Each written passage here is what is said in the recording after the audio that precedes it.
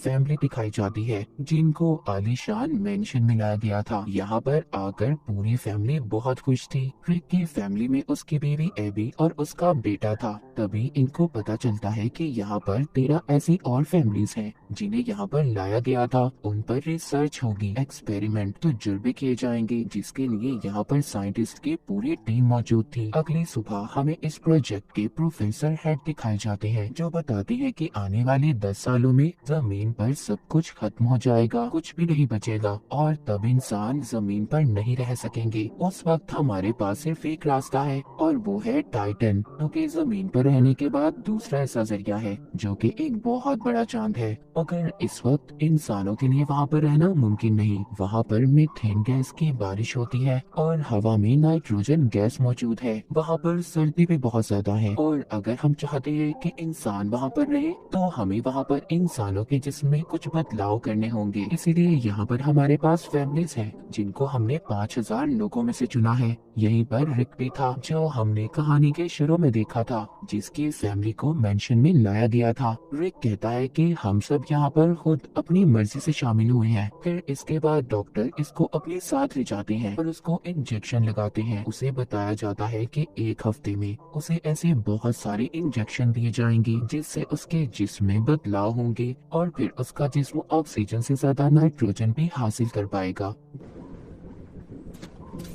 जब रिक के घर में पार्टी थी, उसकी बीवी जिसका नाम एबी था, उसने बहुत ज्यादा शराब पी ली थी जिससे उसकी तबीयत खराब हो जाती है। रिक जब अपनी बीवी को लेकर जा रहा था तो रिक की बीवी एबी देखती है उसको तो बहुत तेज बुखार था। कुछ दिन के बाद जितनी भी फैमिलीज थी सबको एक एक्सपेरिमेंट के लिए पानी के पूल के पास लाया जाता है और ये देखा जाता है कि कौन पानी में कितनी देर तक बिना सांस लेकर रह सकता है। पर एक एक करके सब बाहर आ गए थे मगर रिक और एक लड़की 40 मिनट तक पानी के अंदर ही बैठे रहते हैं। 40 मिनट के बाद लड़की का दम भी घुटने लगा था, वो पानी से बाहर आ जाती है पर रिक पानी के अंदर ही था। आहिस्ता आहिस्ता उसके दिल की धड़कन भी कम हो रही थी। वो बाहर रहकर उसकी हार्ट रेट को देख रही थी। इससे पहले कुछ होता रिक खुद ही बाहर आ जाता है। सब उसके लिए तालियां बजाते हैं क्योंकि उसने सबसे ज्यादा वक्त पानी में गुजारा था। इसके कुछ दिन के बाद हमें दिखाया जाता है कि रिक को एक सर्जरी के लिए लाया गया था।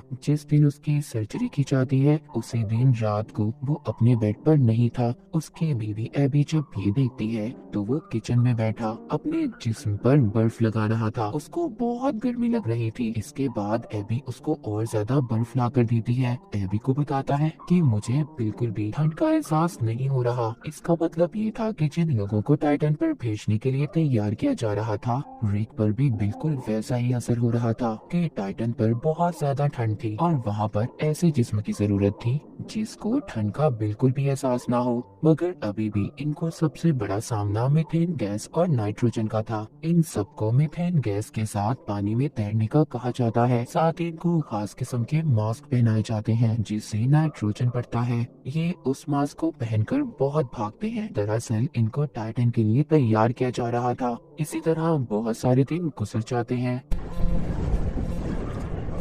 एक दिन रिक जब बाथरूम में था तो वो देखता है उसको हेयर फॉल हो रहा था, यानी कि उसके बाल बहुत ज्यादा उतर रहे थे।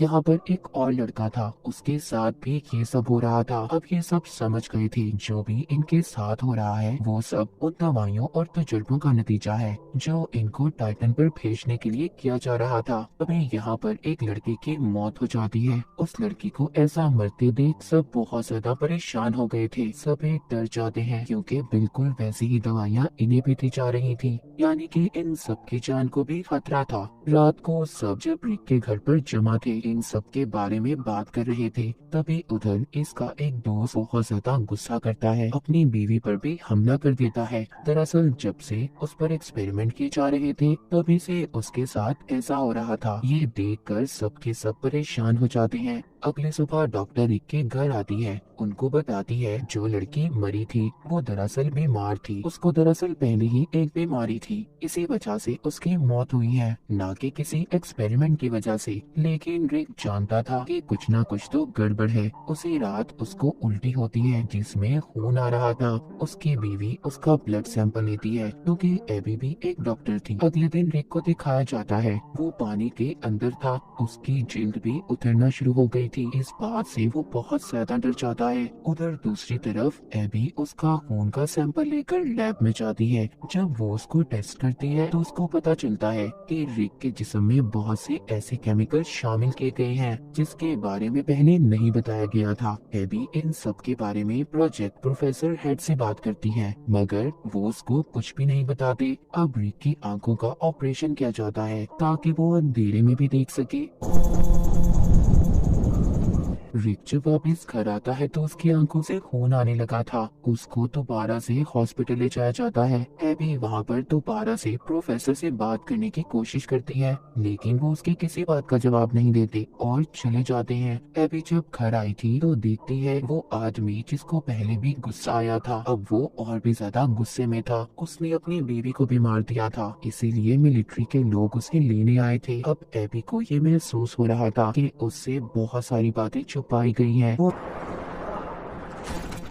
रिक का कार्ड लेकर उसी जगह पर जाती है जहाँ पर सभी की फाइल्स को रखा गया था जिन पर एक्सपेरिमेंट किए जा रहे थे। ये जो वहाँ पर चेक करती है तो उसे पता चलता है जिस लड़की की मौत हुई थी, जिसके बारे में बताया गया था कि वो किसी बीमारी की वजह से मरी है, कि उसकी मौत तो इन्हीं एक्सपेरिमेंट की वजह से हुई है। उधर ही एबी प्रोफेसर को देखती है जिनकी नासा के लोगों के साथ बात हो रही थी। वो उन पर इल्जाम लगा रहे थे कि उन्होंने इंसानों पर ऐसे तजुर्बे किए हैं जो सरासर गलत है। उन्हें जल्दी सब कुछ बंद करना होगा। उनको सजा भी होने वाली है क्योंकि उनके खिलाफ केस दर्ज हो चुका है। अगले दिन प्रोफेसर हेड्रिक के घर जाते हैं, उसको और एबी को बताते हैं कि उन्होंने सारे एक्सपेरिमेंट इसीलिए किए थे ताकि वो लोगों को टाइटन पर भेज सके। वो कहती है, मैं खुद भी नहीं जानता इसका अंजाम क्या होगा। सब लोगों का डीएनए अलग है। मैं नहीं जानता कि सबके जिस्म पर दवाओं का क्या असर होने वाला है, मगर हाँ, रिक एक ऐसा इंसान है इसका जिस्म इन सब चीजों को बर्दाश्त कर सकता है। और रिक, तुम्हारे अंदर अलग तरह से तब्दीलियां हो रही हैं। वो कहते हैं जब सारे एक्सपेरिमेंट पूरे हो जाएंगे जिन पर एक्सपेरिमेंट किए जा रहे हैं, उनका जिस्म एक टाइटन क्रिएचर में तब्दील हो जाएगा। इन्हें होमो टाइटन कहा जाएगा, मगर हम नहीं जानते कौन कैसा होगा क्योंकि सबका डीएनए अलग अलग है।